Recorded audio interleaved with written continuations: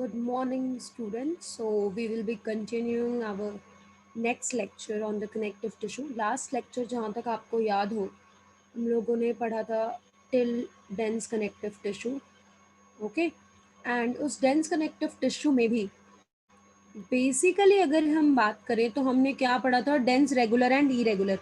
मैंने आपको बताया भी था कि उसके एग्जाम्पल्स इम्पॉर्टेंट हैं, नीट में क्वेश्चंस आए हुए हैं and that too NCERT figure based.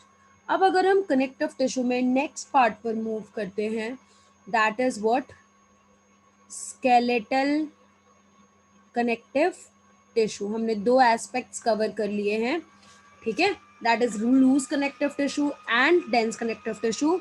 Now we are moving to specialized connective tissue. और स्पेशलाइज्ड कनेक्टिव टिश्यू में जो बेसिकली फर्स्ट पार्ट है, that is skeletal connective tissue. अब सबसे इंपॉर्टेंट फीचर अगर हम स्केलेटल कनेक्टिव टिश्यू की बात करें तो वी से the matrix is solid. Very very important. Matrix is solid का मतलब क्या है? सॉलिड आपने बचपन में भी पढ़ा होगा, सॉलिड भाई ये होता है, वो होता है, हार्ड होता है, कंप्रेस नहीं कर सकते. बट एक बहुत ही कॉमन टर्म है जो बच्चे को याद नहीं रहता है, बहुत बार वो भूल भी जाते हैं. बट अगर हम सॉलिड वर्ड बोल रहे हैं तो solid basically refers to that they are having a definite shape. ये मैं इसलिए बोलती हूँ बिकॉज एक जेली भी अगर आप देखिए, जेली हम खाते भी हैं, jelly that is soft but it has a definite shape, so obviously it is what, it is a solid. और वहीं अगर हम बात करें यहाँ पर कि भाई एंडोस्केलेटन का काम क्या है, तो बोला जाता है कि भाई इट फॉर्म्स, इट बेसिकली ये जो स्केलेटल कनेक्टिव टिश्यू है ये एक्चुअली काम क्या कर रहा है, इट फॉर्म्स द एंडोस्केलेटन. बेटा endo means inside, skeleton is the framework, and that's why we say these skeletal connective tissue, it provide framework to the body. ये क्या प्रोवाइड कर रहे हैं बेटा? Framework to the body. Very very important, ठीक है, because obviously skeletal है तो कहीं ना कहीं हमारे दिमाग में आ भी जाता है कि ये फ्रेमवर्क बनाएगा. और हमारी बॉडी में इट इज एंडोस्केलेटन. बहुत सारे एनिमल्स ऐसे होते हैं जिसमें एक्सोस्केलेटन होता है, मतलब बाहर में ऐसा कोई स्टिफ स्ट्रक्चर होता है. एक बेस्ट एग्जाम्पल उसका कॉकरोच है, बिकॉज हम इसलिए भी एग्जाम्पल बताते हैं बिकॉज नीट में है, वो नीट की स्टडी में है.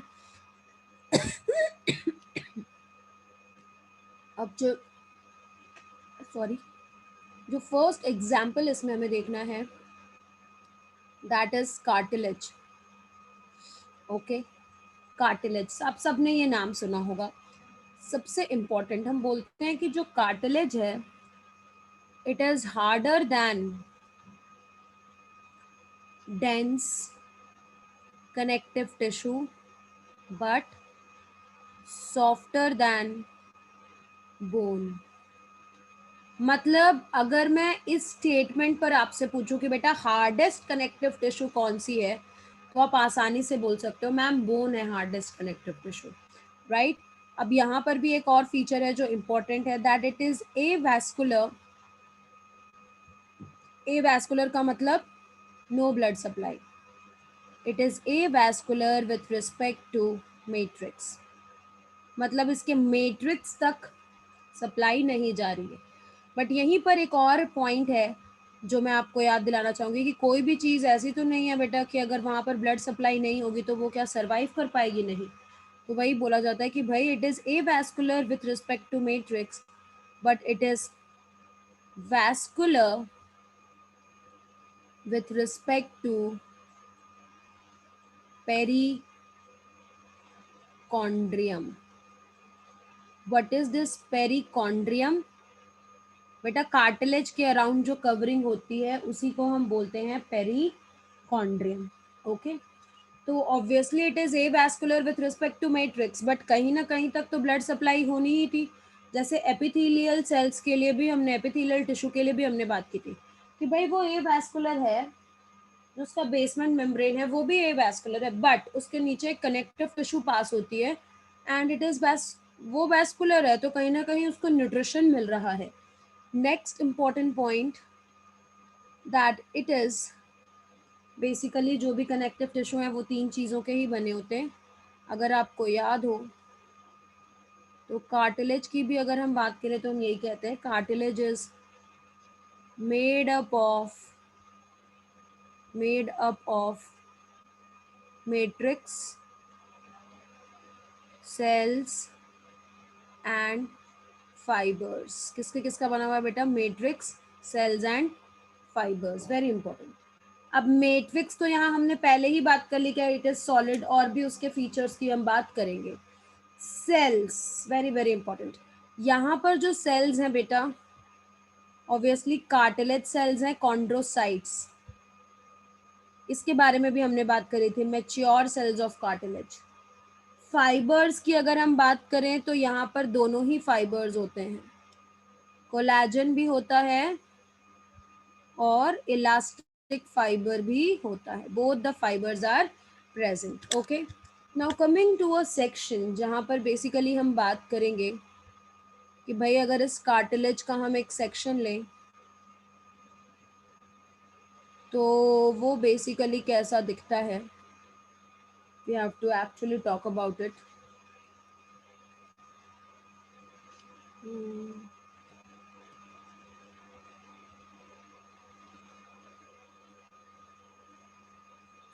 जो भी आपको बंडल्स में फाइबर्स दिख रहे हैं, आपको पता है कि अगर बंडल में कोई चीज़ है तो ऑब्वियसली वो किसको रिप्रेजेंट कर रही है? कोलेजन को. एंड नेक्स्ट सिंगली प्रेजेंट है तो वो किसको रिप्रेजेंट कर रहा है बताओ? It is representing the elastic fibres. Next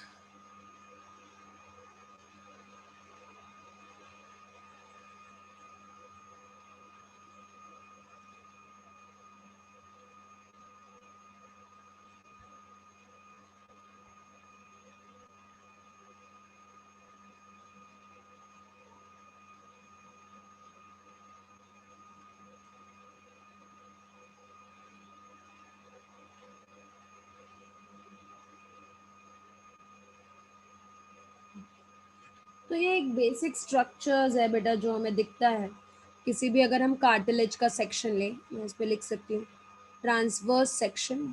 T A stands for transverse section of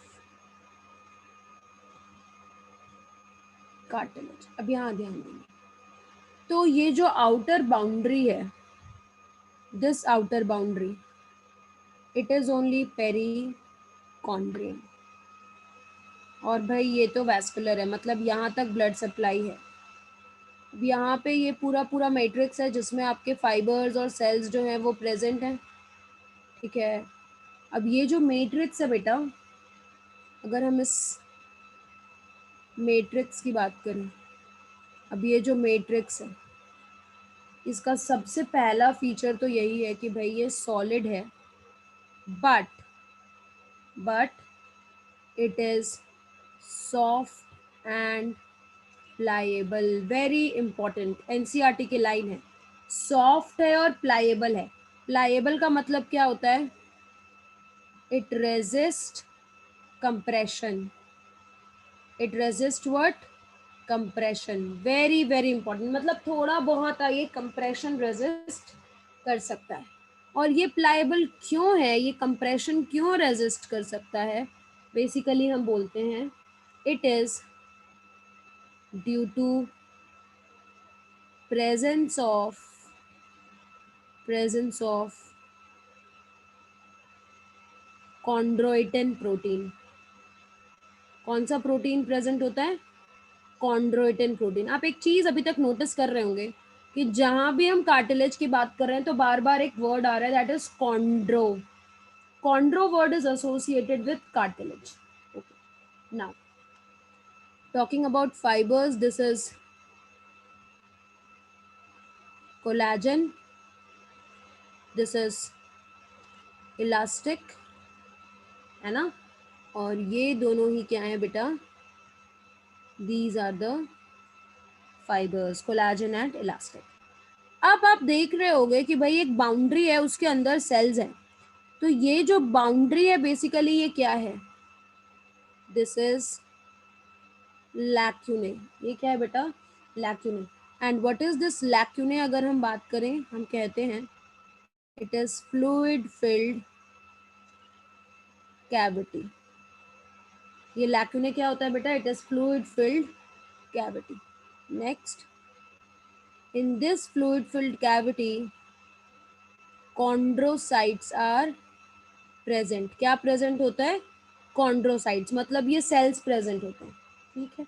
अब एक किसी को उठा लेते हैं, कोई भी एक चीज, ऑब्वियसली वो कॉन्ड्रोसाइट्स को ही लेबल कर रही होगी. And this is chondrocyte. This is one chondrocyte.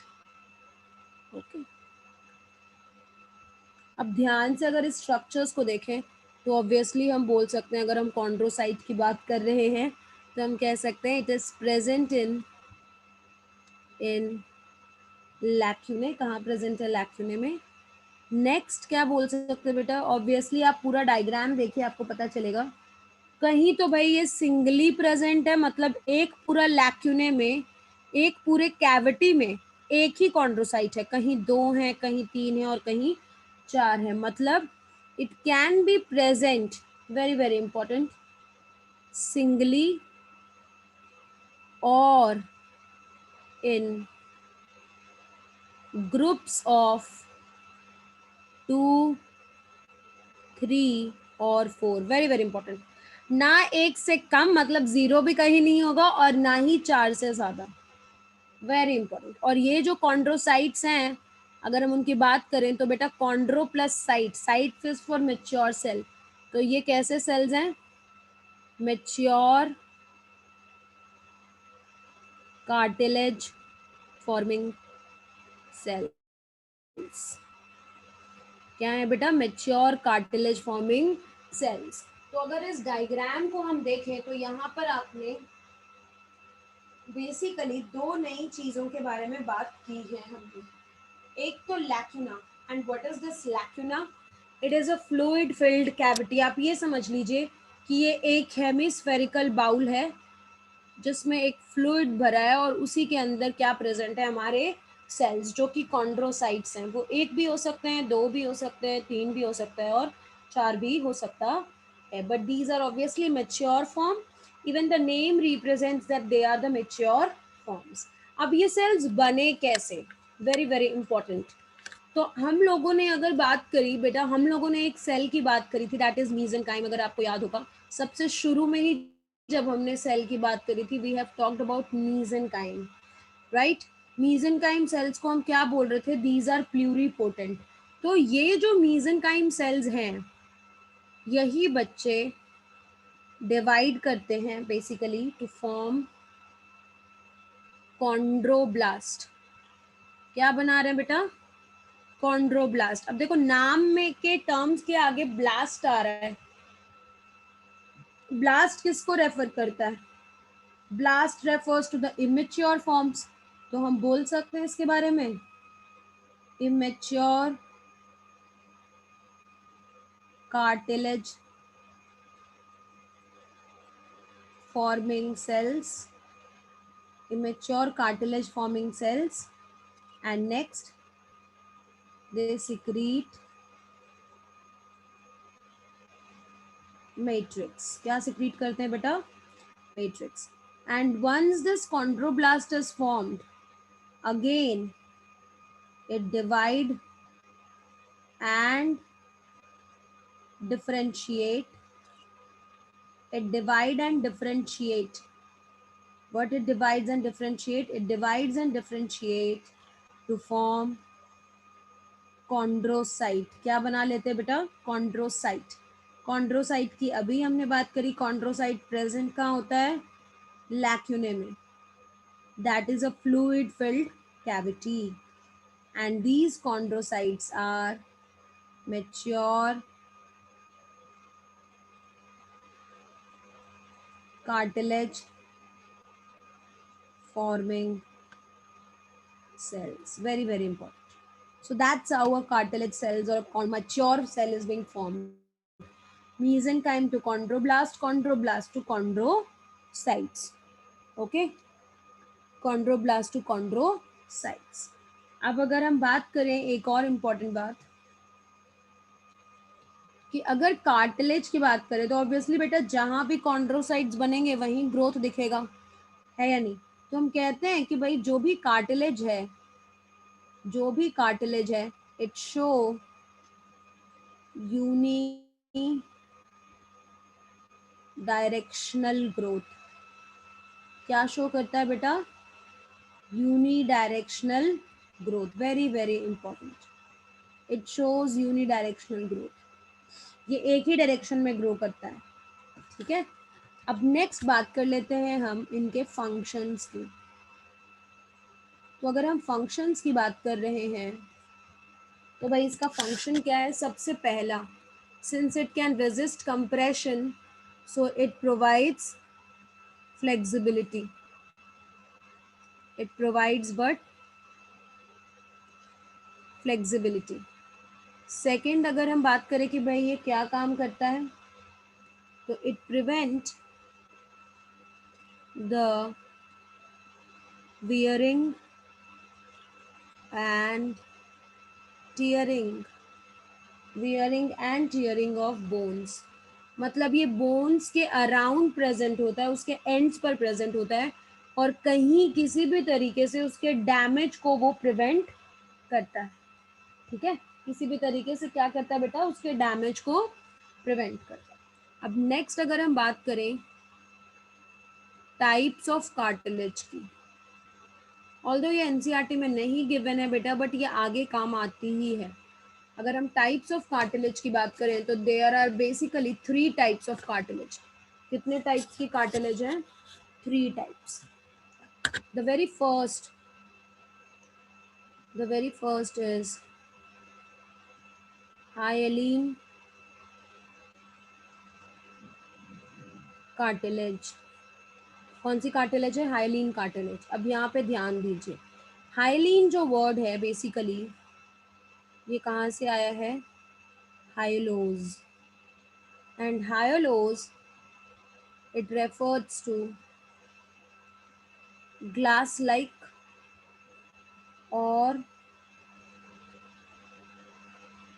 Transparent. Glass like or transparent. Hyalos word का ही मतलब होता है ग्लास लाइक और ट्रांसपेरेंट. ठीक है, नेक्स्ट सबसे इंपॉर्टेंट बात इस कार्टिलेज की, हाइलीन कार्टिलेज की, it is the most abundant, it is the most abundant cartilage. सबसे ज्यादा अमाउंट में अगर कोई कार्टिलेज प्रेजेंट है तो वो ये कार्टिलेज है, that is hyaline cartilage. Next, it appear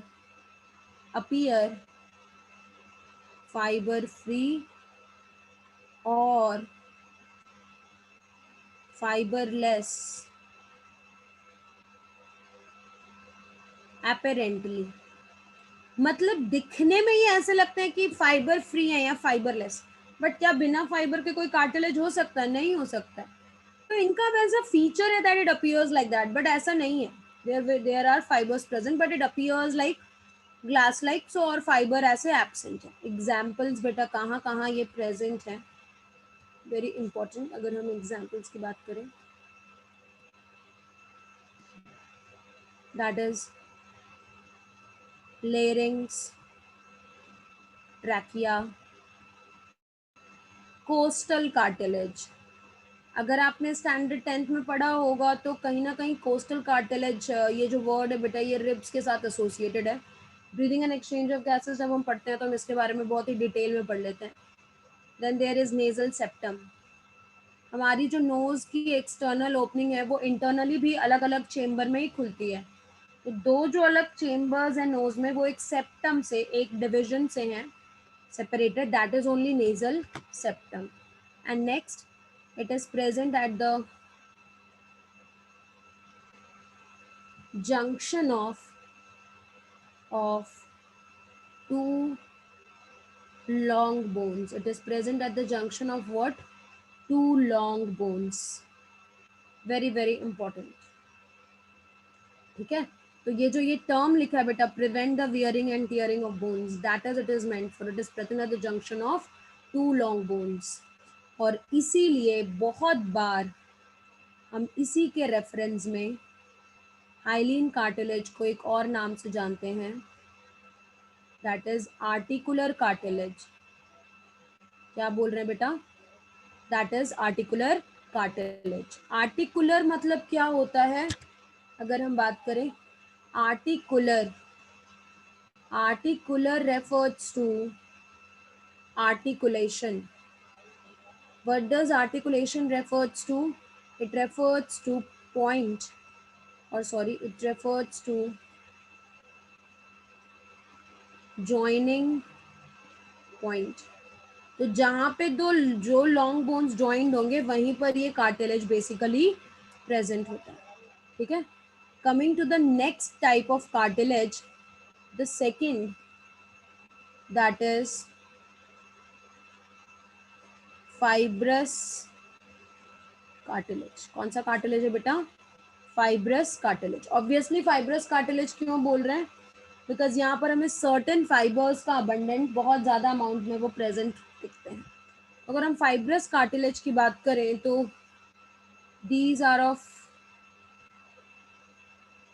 of two types basically, दो टाइप्स के ये होते हैं। एक तो हम बोलते हैं बेटा वाइट फाइब्रस कार्टिलेज, को मैं एफ से लिख देती हूँ, वाइट फाइब्रस कार्टिलेज, और दूसरा होता है बेटा yellow fibrous cartilage. Very very important. अब अगर वाइट फाइब्रस कार्टिलेज की बात करें तो भाई यहाँ पर बेटा वाइट कौन सा फाइबर था? कोलेजन। तो हम बोलेंगे कोलेजन इज प्रेजेंट अबंडेंटली, बहुत ज्यादा अमाउंट में क्या प्रेजेंट होगा? कोलेजन। और ये कोलेजन का काम ही क्या है बेटा? It provide strength and support. ये क्या प्रोवाइड करता है? Strength and support. Very very important. अब वहीं बेटा जब हम येलो फाइब्रस कार्टिलेज की बात करें तो हम वही लिखेंगे यहाँ पर भी कि भाई इलास्टिक फाइबर्स, ऐसा नहीं है कि कोलेजन एब्सेंट है, बट अबंडेंस में कौन सा फाइबर्स है? Elastic fibre is present abundantly. Okay, and next obviously elastic fibre का काम क्या है बेटा? It provides flexibility. इसका काम क्या है? It provides flexibility. अब अगर हम एग्जाम्पल की बात करें तो जहां भी हमारी बॉडी में स्ट्रेंथ की जरूरत है वहीं पर वाइट फाइब्रस कार्टिलेज होना चाहिए। For example in between vertebral disc, कहाँ होना चाहिए बेटा? In between vertebral disc. और दूसरा एग्जाम्पल है pubic symphysis. Now I will be coming to that pubic symphysis later. वहीं अगर हम इसकी बात करें इलास्टिक फाइब्रस कार्टिलेज की कि ये कहाँ कहाँ प्रेजेंट है, तो it is present in ear pinna. जो आपका एक्सटर्नल ईयर है बेटा, आप उसको ट्विस्ट करके देखो, वो ट्विस्ट होगी, वो कार्टिलेज की बनी है but it is elastic one. Then Eustachian tube, ये बेटा ये भी ईयर में ही होता है। स्टेशियन ट्यूब प्रेशर बैलेंस करना इसका काम होता है और ओपन होता है फेरिंग्स में। देन एपिग्लॉटिस, ये तो आप सबने नाम सुना ही होगा, विंड पाइप को कवर करके रखता है। And one of the most important example जो एग्जाम में आएगा, टिप ऑफ नोज, आता ही है ये मेनली। टिप को आप ट्विस्ट करके देखिए, ट्विस्ट होता है। ठीक है, बोन को हम ट्विस्ट नहीं कर सकते हैं। अब यहाँ जो हमने एक बात करी जो मुझे एक्चुअली आप लोगों से डिस्कस करना है, दैट इज प्यूबिक सिम्फिसिस। वैसे तो जब आप बोन्स पढ़ोगे लोकोमोशन एंड मूवमेंट में तब इसकी बात होती है प्यूबिक सिम्फिसिस की। But what is this pubic symphysis? हमारा जो हिप बोन समझ लीजिए, या हिप रीजन में बेसिकली, तो ऐसे दो सेट्स होते हैं बेटा तीन बोन के। ठीक है, आई होप मैं थोड़ा सिमेट्रिकल बनाऊं ताकि आप उसको रिलेट कर पाए। तो ये जो तीन बोन है, this is ilium, this one is ischium and this one is pubis. Similarly अगर हम दूसरे साइड देखें तो ये क्या है बेटा, ilium, this is ischium and this is what, pubis. अब ये जो पूरा हिप बोन है बेटा, ये पूरा राउंड स्ट्रक्चर बनाता है। तो पीछे की तरफ मतलब डॉर्सली अगर हम बात करें, ये कनेक्टेड है वर्टिब्रे से। किससे कनेक्टेड है बेटा, वर्टिब्रे से। और अगर हम आगे की तरफ देखें, मतलब वेंट्रली अगर हम देखें, तो ये जो प्यूबिस बोन है ये एक दूसरे से जुड़े हुए हैं। इन दोनों के बीच में एक कार्टिलेज प्रेजेंट होता है, that is only white fibrous cartilage, very very important. और ये इसीलिए प्रेजेंट होता है बेटा क्योंकि ऑब्वियसली आप सोचिए हमारा जो पूरा अपर बॉडी वेट है वो तो इसी के ऊपर आ रहा है, वो तो कार्टिलेज के ही ऊपर आ रहा है, हिप बोन के ही ऊपर आ रहा है। तो उसको स्ट्रांग होना है, उसको फ्लेक्सिबल नहीं होना। Okay, so that's why it is very important. वैसे इसका डिटेल आप पढ़ लेंगे जब आप लोकोमोशन एंड मूवमेंट में बोन्स पढ़ेंगे। The third cartilage, it is calcified cartilage. नाम से ही लग रहा है कि भाई कैल्स जो कार्टिलेज थी उसकी हमने क्या कर दी, कैल्सिफिकेशन कर दी। हम बोलते हैं कि भाई it is the hardest cartilage. क्यों? क्योंकि हमने कार्टिलेज की क्या करी है, कैल्सिफिकेशन। किसी भी चीज़ की आप कैल्सिफिकेशन करोगे तो वो हार्ड हो जाता है। और ये हम में तो नहीं प्रेजेंट होता है, इट इज़ मेनली इसके जो एग्जाम्पल्स भी हम पढ़ते हैं ये कहाँ प्रेजेंट है, it is present in pectoral and pelvic girdle, pectoral and pelvic girdle of frog. ये मेनली कहाँ प्रेजेंट होता है, फ्रॉग में ही। तो हमारी बॉडी में दो कार्टिलेज हैं, ठीक है। One is hyaline cartilage which is most abundant, other is fibrous cartilage. वो भले दो पार्ट टाइप का होता है, कौन कौन सा, elastic and white fibrous cartilage. Hyaline cartilage है बेटा most abundant, very very important. अगर मैं आपसे पूछूं which is the strongest cartilage तो आपके जवाब आई थिंक यही आएगा, white fibrous cartilage.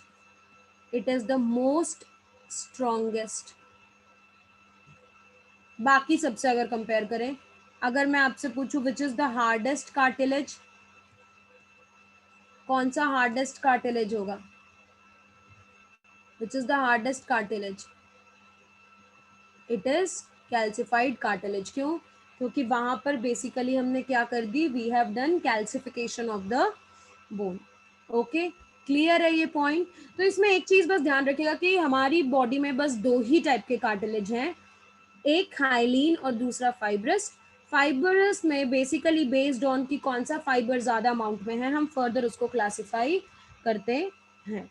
Coming to the next skeletal tissue that is very very important, bones.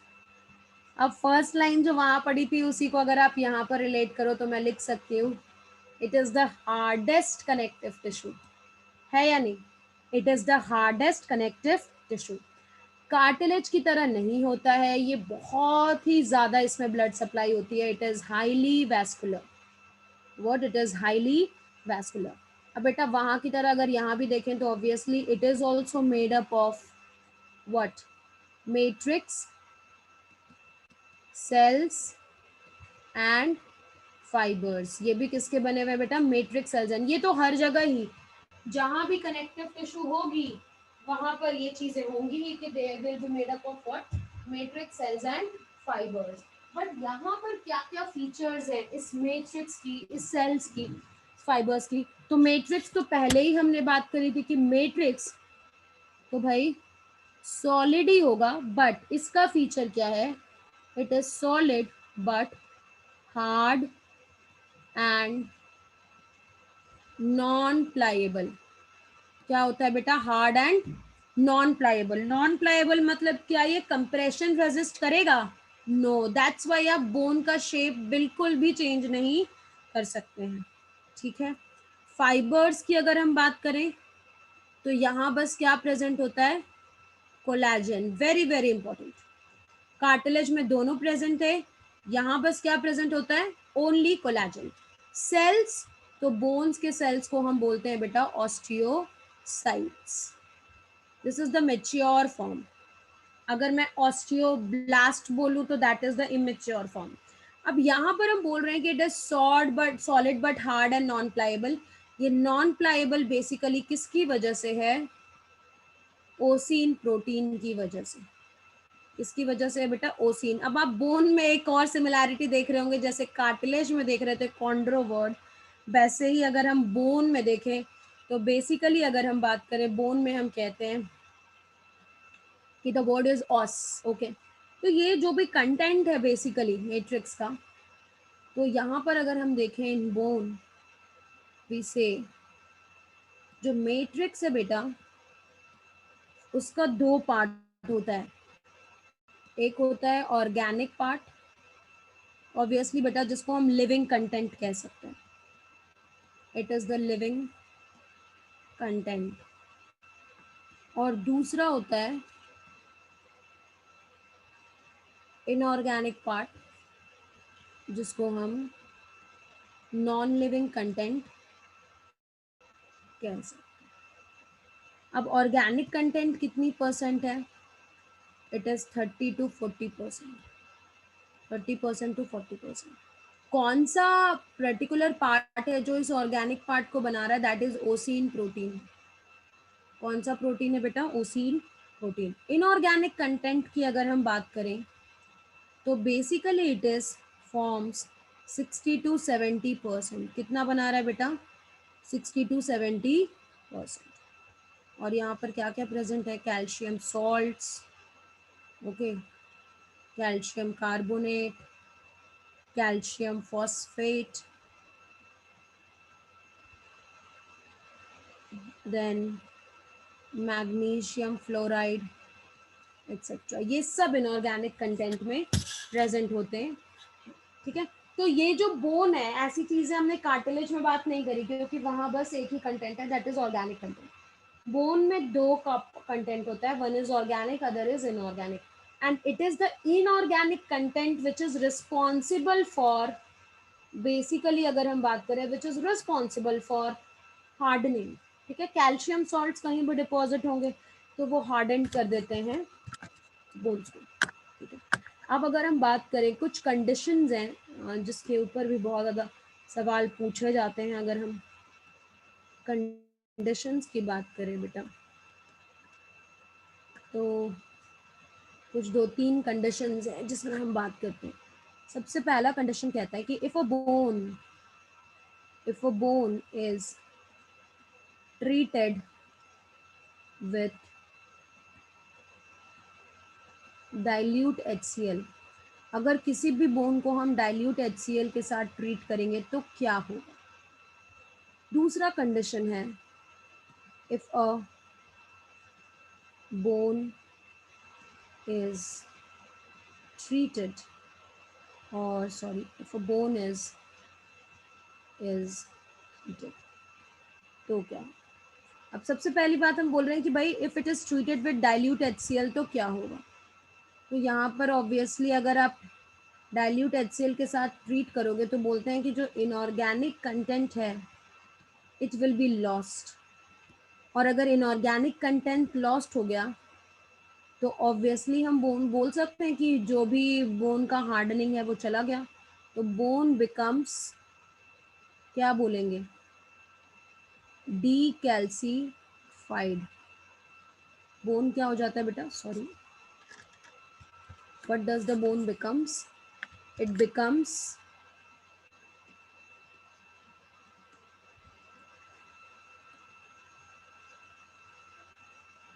It becomes decalcified. मतलब मैं लिख सकती हूँ, अगर ये डीकैल्सीफाइड हो रहा है तो मैं एक ही चीज लिख सकती हूँ, that bone is soft. Soft हो जाएगा बोन, क्योंकि हार्डनिंग तो इसी की वजह से हो रही है, वो हो ही नहीं रही। अगर हीट करते हैं किसी भी चीज को, अगर हम हीट करते हैं बेटा, और अगर उसमें ऑर्गेनिक कंटेंट है तो सबसे पहले लॉस क्या होता है? Organic content, and this organic content is lost. Okay, and obviously organic content lost हो गया मतलब living part is lost, right? And we can also say that the bone become dried bone. अब वो क्या further growth या कुछ भी show करेगी? नहीं करेगी, it becomes dried. Okay, so that's why it is very important to understand कि अगर आप HCl से ट्रीट करेंगे तो क्या होगा, हीट करेंगे तो क्या होगा. हम नॉर्मली ये सवाल आते हैं, बहुत बच्चे पूछते हैं कि मैम बेस के साथ ट्रीट करेंगे तो क्या होगा. ये आप पता कीजिएगा और फिर नेक्स्ट लेक्चर्स में हम इस क्वेश्चन को लेंगे, ठीक है. एंड नेक्स्ट कमिंग टू, जैसे हमने बात करी थी कि कैसे भाई मीजेनकाइम सेल से कार्टिलेज वाले सेल बने, वैसे ही अगर हम देखें तो इन्हीं मीजेनकाइम सेल से, ओके, ये जो मीजेनकाइम सेल्स है बेटा which are pluripotent in natures, यही फर्दर वापस से डिवाइड, क्योंकि ये अलग अलग सेल्स बना सकते हैं तो they divide to form osteoprogenitor cells. क्या बना रहे हैं बेटा? Osteoprogenitor cells. अब ये जो ऑस्टियोप्रोजेनाइटर सेल्स हैं, osteo is for bone, progenitor जिससे शुरू होगी बनना, they again divide to form osteoblast. अगर हम ऑस्टियोब्लास्ट के फीचर्स की बात करें तो ऑब्वियसली हम कहेंगे इमेच्योर बोन फॉर्मिंग सेल्स, है या नहीं? And they also secrete matrix. This osteoblasts, this again divide and differentiate. It again divide and differentiate to form osteocyte. Very very important. Osteocyte क्या है बताओ? Mature bone forming cells. Next, very very important, one osteocyte is present in one लैक्यूने. बेटा एक लैक्यूने में एक ही osteocyte होगा, chondrocyte की तरह नहीं कि भाई एक लैक्यूने में एक भी हो सकते हैं, दो भी हो सकते हैं, तीन भी हो सकते हैं, चार भी हो सकते हैं. नहीं, यहाँ पर अगर देखा जाए तो भाई एक लैक्यूने में एक ही ऑस्टियोसाइट होता है. And what is lacunae? पिछले लेक्चर जस्ट थोड़ी देर पहले हमने पढ़ा कि lacunae are what? These are fluid filled cavity or spaces in which osteocyte is present. Very very important. ठीक है.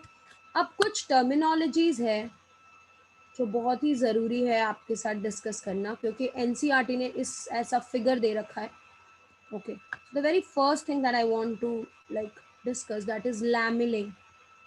And what is this lamellae? हम बोलते हैं बेटा the matrix is present in the form of a ring.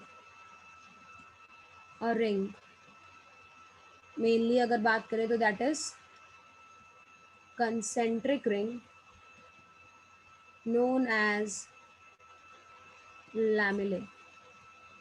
Next, trabeculae. Matrix is arranged in the form of irregular ring like structure. अब ये irregular ring like structures को हम क्या बोलते हैं? These are known as trabecular. Very very important. तो कहीं जो मैट्रिक्स है वो कंसेंट्रिक रिंग के फॉर्म में है और कहीं जो मैट्रिक्स है वो इरेगुलर फॉर्म्स में है. We will be talking about कि भाई ये कैसा, इसका मतलब क्या है. और ये जो बेटा जो हम स्पेसिफिकली बोल रहे हैं irregular ring like structures, this basically refers to bony plates. Okay, this basically refers to what? Bony plates. Hello बेटा, तो अगर हम बात करें अभी जो हमने बात करी दो लेबलिंग्स की, दैट इज दो बेसिकली टर्मिनोलॉजीज की, दैट इज लैमेले एंड ट्रैबिकुले. अगर हम उसी स्ट्रक्चर्स को ध्यान से किसी भी पर्टिकुलर बोन में देखें, और ये जो बोन आपको लाइक डायग्राम जो बेसिकली स्क्रीन पर दिख रहा है, ये स्मॉल बोन्स का नहीं है, ये किसका है बेटा? It is of long bones. ये जो सेक्शन है ये हम किसकी देख रहे हैं? It is of long bones. तो बोन के जो एंड्स हैं बेसिकली, अगर आप देखिए बोन के जो एंड्स हैं उसको हम बोलते हैं epiphysis. These ends are named as what? इसी को हम क्या बोल रहे हैं बेटा? Epiphysis. And this whole middle part it is named as what? थोड़ा बड़े में बस मैं लिख दे रही हूँ, डायफाइसिस। और ये जो एंड्स है अगेन इट इज एपिफाइसिस। बहुत जगह आप देखोगे कि वो ये भी बताते हैं कि इस एपिफाइसिस और डायफाइसिस में एक बहुत ही मार्जिनल पोर्शन होता है जिसको हम बोलते हैं मेटाफाइसिस। वो भी है बट आपके लेवल पर इतना पूछा ही नहीं जाएगा, ठीक है? तो it is fine. ends of the bones of a long bones are epiphysis, epi is for outer, और जो मिडिल रीजन है that is the middle main region, it is diaphysis. अब इस एपिफाइसिस का और क्या क्या नाम है? तो बेटा it is also named as spongy bone. क्यों बोलते हैं अभी हम बात करेंगे। And then it is also named as cancellous bone. कुछ है इनमें ऐसा that it is named as spongy bone, arrangement है कुछ। डायफाइसिस की अगर हम बात करें बेटा, it is also named as compact bone. इसको हम क्या बोलते हैं? कॉम्पैक्ट बोन, या फिर इसको एक और नाम से हम जानते हैं shaft. What is this shaft? बेटा आपने हैमर देखा होगा, तो जो हैंडल होता है हैमर का जिससे हम एक्चुअली में उसको होल्ड करके रखते हैं, that is particularly known as what? Shaft. उसी को हम क्या बोलते हैं? It is named as shaft. ठीक है, क्लियर है ये पार्ट? तो ends is epiphysis, the central main middle portion is what? It is diaphysis. अब अगर आप ध्यान से देखो स्ट्रक्चर्स को, तो यहाँ पर बहुत सारी चीजें लेबल्ड हैं। जो भी एंड्स हैं लॉन्ग बोन्स के, हमने पहले बात करी, वहां पर कौन सा कार्टिलेज होगा? Hyaline cartilage. ये तो भाई ये सेगमेंट्स बोल रहा है कि एपिफाइसल लाइन है। और ये जो एपिफाइसिस है इसमें बेसिकली जो बोन मैरो होती है, बहुत इंपॉर्टेंट बेटा, इसमें जो बोन मैरो होती है that is red bone marrow. कौन सी बोन मैरो है? Red bone marrow. Very very important. हर बोन में, ये जो भी बोन है बेटा, इसके अंदर एक कैविटी होती है जिसको हम बोलते हैं मैरो कैविटी। यहाँ पर देखो लेबल्ड है। और इसी मैरो कैविटी के अंदर क्या होगी? Bone marrow. तो जो एपिफाइसिस है वहां पर क्या होते हैं? Basically red bone marrow. और जो डायफाइसिस है वहां कौन सी बोन मैरो है? Yellow bone marrow.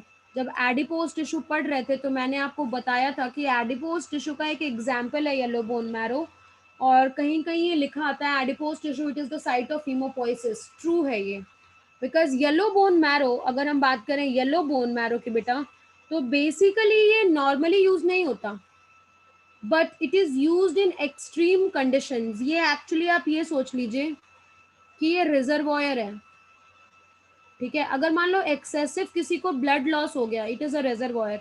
तो होता क्या है ड्यूरिंग एक्सेसिव ब्लड लॉस, मैं बस वर्बली बता दे रही हूँ, this yellow bone marrow will get convert into red bone marrow, और फिर वो अपना काम करेगा। They will do haemopoiesis, that is formation of blood.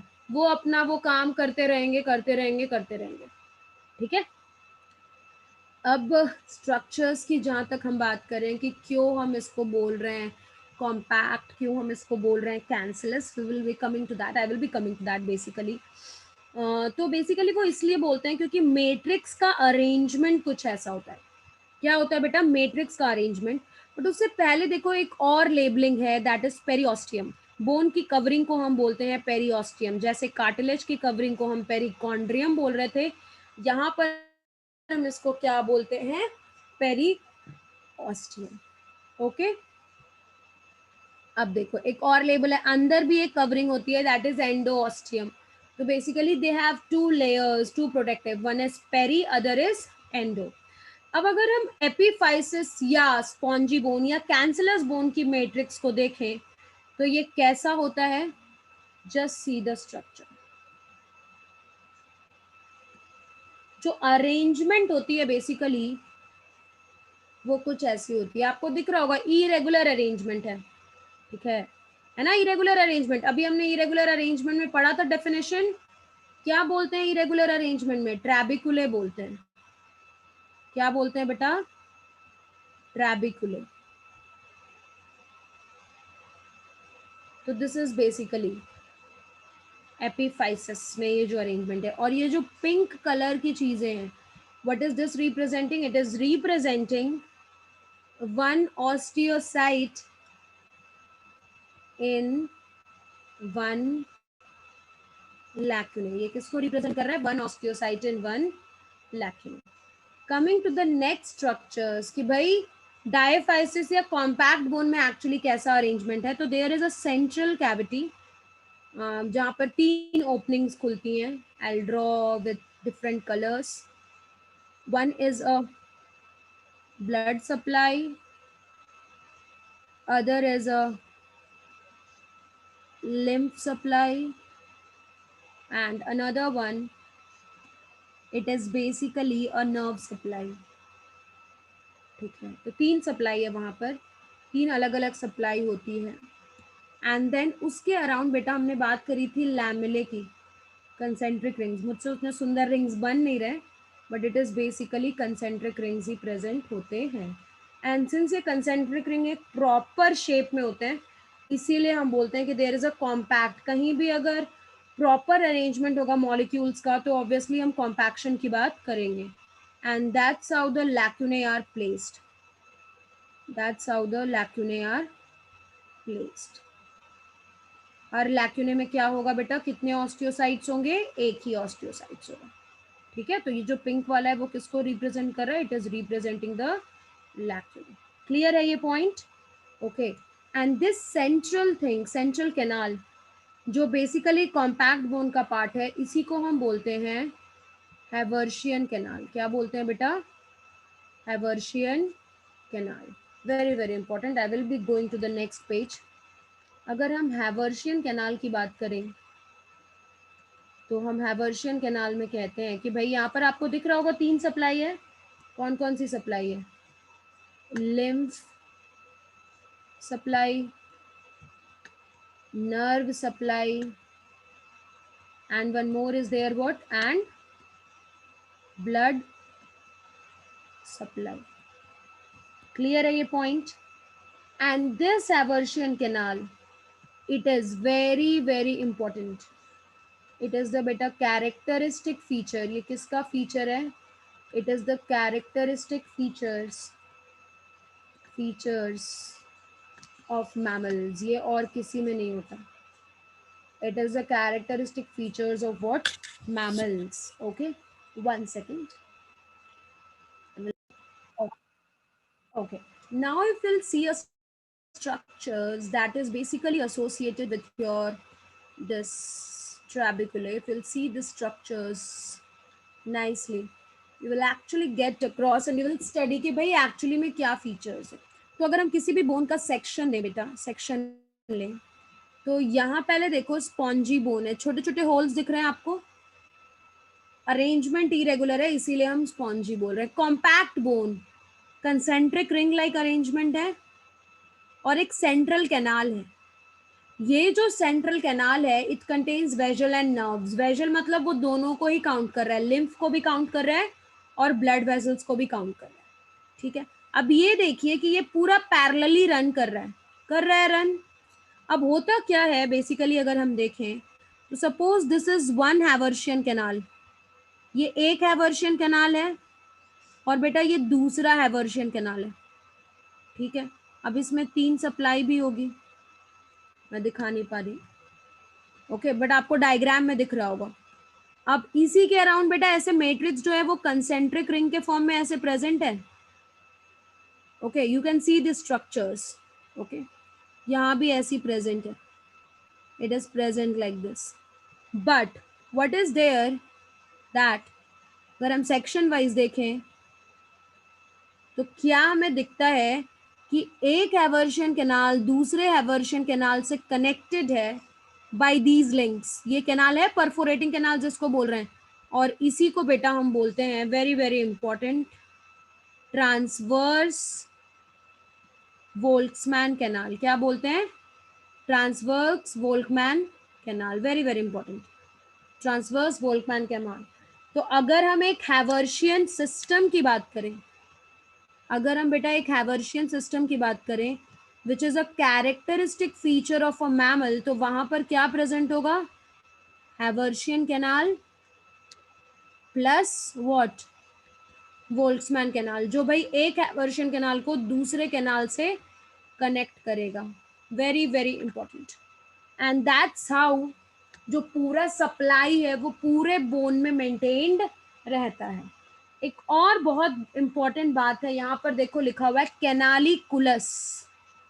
अब होता क्या, आपको ऐसे पतले पतले स्ट्रक्चर्स दिख रहे होंगे कैनाल के, तो व्हाट इज दिस कैनालिकुलस? हम बोलते हैं कि जो लैक्यूना है, जो लैक्यूना है बेटा, it forms this thin fibre canal like structures, जिससे बेसिकली ऑस्टियोसाइट अपने प्रोसेसेस डेवलप करें और एक ऑस्टियोसाइट दूसरे ऑस्टियोसाइट के साथ कनेक्ट होता है।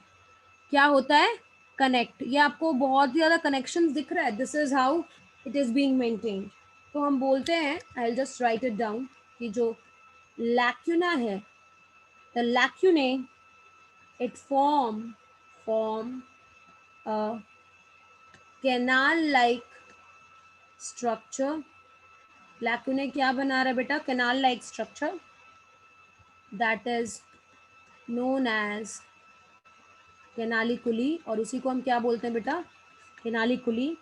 और जो ऑस्टियोसाइट्स हैं, जो भी बोन सेल्स हैं बेसिकली अगर हम बात करें, these osteocytes they form protoplasmic processes, ये protoplasmic processes बनाते हैं that pass through। बेसिकली अगर आपको कुछ समझ में नहीं आ रहा तो ये समझ लीजिए कि ऑस्टियोसाइट्स enlarge हो रहे हैं, fingers like projections बना रहे हैं, which pass through these canaliculi, जो इसी कैनालिकुली से बेसिकली पास होते हैं, and join to protoplasmic processes of another osteocyte by a gap junctions। ठीक है, इससे हो जाता है बेटा, they actually join by a gap junctions. Very very important. तो basically that's how they communicate, एक दूसरे में इनका कम्युनिकेशन ऐसे ही होता है। Okay, and it is very important to understand. तो यहाँ पर भी आप देखिए, जो एक्चुअली में ये जो प्रोसेस बना रहे हैं, ये एक दूसरे से बेसिकली कनेक्ट करने की कोशिश कर रहे हैं, सो दैट इंफॉर्मेशन बहुत ही जल्दी पास हो जाए। वैसे भी हम गैप जंक्शंस को बोलते क्या है? Gap junctions are communicating junctions, तो कम्युनिकेशन में हेल्प कर रहा है। Okay, so it is important to understand this aspect. और इसके बाद बेटा जो डिफरेंट टाइप्स ऑफ बोन्स हैं वो हम एक्चुअली पढ़ते नहीं है यहाँ पर। We will study that in locomotion and movement, क्योंकि वहाँ भी हमें अलग अलग चीज़ें पढ़नी ही है बोन्स के बारे में। And one more part of this particular like specialized connective tissue is left, that is fluid connective tissue। But fluid connective tissue भी यहाँ पर डिस्कस करने का कोई फायदा नहीं है बेटा। जब हम बॉडी फ्लूइड्स एंड सर्कुलेशन पढ़ेंगे तो वहाँ पर ये सारी चीज़ें आ ही जाती हैं। ठीक है, तो in that particular part I will be covering that fluid connective tissue. वहाँ पर हम डिटेल में पढ़ते ही हैं blood, lymph and all. Okay, so today we'll be studying till this part only. In next class I will be starting with muscular tissue। ठीक है, okay, so till then take care of yourself और NCERT पढ़िए, question solve कीजिए, और जो भी आपके doubts हैं वो कमेंट सेक्शन में पोस्ट करते रहिए। Okay, and whenever I will get the time I will try to answer that. Thanks. Okay बेटा, चलो बाय बाय, टेक केयर।